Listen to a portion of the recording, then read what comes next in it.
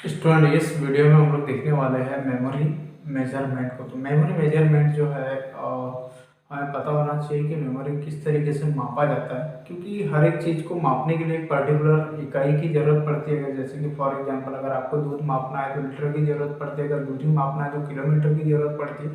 Same तरीके से जो है कंप्यूटर की अगर आपको मेमोरी मापनी है तो इसके लिए भी एक पर्टिकुलर इकाई की ज़रूरत पड़ती है, और वो इकाई को हम आज इस वीडियो में समझेंगे किस तरीके से हमारे कंप्यूटर की, मोबाइल की या फिर लैपटॉप में जो हमारी सेकेंडरी स्टोरेज या प्राइमरी स्टोरेज होती है उनकी मेमोरी को कैसे गिना जाता है, क्या मेजरमेंट्स है उसके। तो चलिए देखते हैं कि किस तरीके से मेमोरी मेजरमेंट होता है। कंप्यूटर में जो मेमोरी होती है उसको बाइनरी डिजिट में गिना जाता है, और बाइनरी डिजिट को बोला जाता है बिट। ठीक है, तो बाइनरी डिजिट आपको पता है कि बाइनरी डिजिट जो है वो 0 और 1 के फॉर्म में होता है, और इसी को हम बोला जाता है यहाँ पे बिट। ठीक है, तो यहाँ पे शुरुआती जो इसकी इकाई है वो शुरू होती है निब्बल से। तो निब्बल के द्वारा मतलब 4 निब्बल से जो है एक बीट बनता है, और एक बीट के बाद में जो है 8 बीट से एक बाइट तैयार होता है।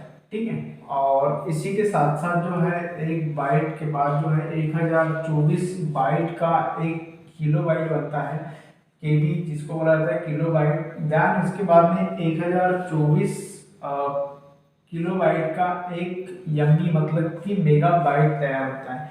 देन इसके बाद में जो है 1024 एमबी का एक जीबी मतलब गीगा बाइट तैयार होता है। देन नेक्स्ट जो है 1024 जीबी का एक टीबी, टीबी का मतलब होता है टेरा बाइट। ठीक है, यहाँ पे जो है देन इसके बाद में जो है 1024 टीबी के बाद में एक पीबी होता है जिसको बोला जाता है पेटाबाइट, एंड देन 1024 पीबी का बनता है एक ईबी मतलब एग्जाम बाइट। तो इस तरीके से जो है पर्टिकुलरली एग्जाम में मैक्सिमम टाइम को क्वेश्चन पूछा जाता है कि कितने केबी का कितना एमबी होगा, या कितने एमबी का कितना जीबी होगा। इस तरीके से आपको इसी में से जो है क्वेश्चन पूछा जाता है कौन सा कितना एमबी है या कितना जीबी होता है। इस तरीके से क्वेश्चन आते हैं, तो आपको पर्टिकुलरली पता होना चाहिए कि कौन सा किस तरीके से हमारा मेमोरी में मेजरमेंट होता है। तो आप इस तरीके से हम लोग देख सकते हैं कि यहाँ पे जो इसकी इकाई जो शुरू होती है वो बीट से शुरू होती है।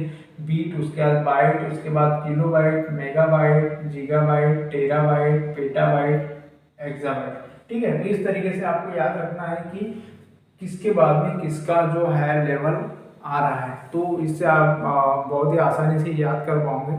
ठीक है, इस तरीके से था हमारा मेमोरी मेजरमेंट, जहां से हम कंप्यूटर की मेमोरी को माप सकते हैं, और यही मेजरमेंट होता है जिसके द्वारा हम लोग प्रॉपर तरीके से कंप्यूटर की मेमोरी को गिन सकते हैं। तो इस तरीके से इस वीडियो में मैंने पर्टिकुलरली आपको थोड़ा सा डिटेल समझाने की कोशिश की है। So thank you.